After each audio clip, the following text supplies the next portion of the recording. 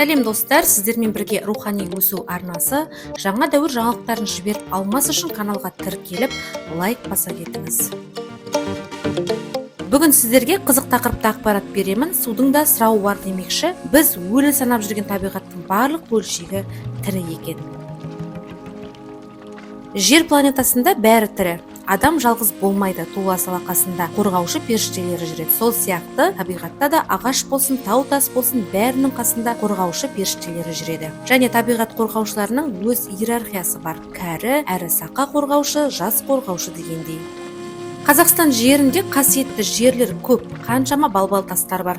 Сол тастардың қорғаушыларын құдіретті күштер көп жылға ұйқыға жібергенді. Жақында сол тастарды оятты. Қорғаушылары өте кемел, сақа екен. Олар оянып бізге ақпарат беруге дайын тұр. Ақпарат таста жасырылған деген осы. Ақтаудағы ақтауларда, торыш тастарда қаншама табиғат қорғаушылары тіршілік етеді. Мультфильмдегі эльф, тролл, аватар, кентавр, шрек, русалка дегеннің бәрі бар. Бізбен параллель өмір сүруде.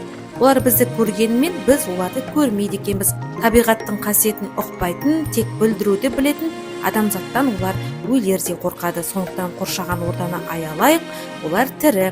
Өзіміз де сондай болғанбыз, оларда біздей болады. Ұмытпаңыз, ғалам мектебінде табиғаттағының бәрін өзіміз жасаймыз, өзіміз жаратамыз.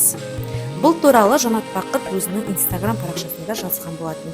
Демек, табиғатта бәрі тірі деген сөз. Бұл ақпараттар сіздерге таңсық болғанымен, бірақ шындық. Су атасы Сүлеймен деген бар. Демек, судың да иесі бар деген сөз.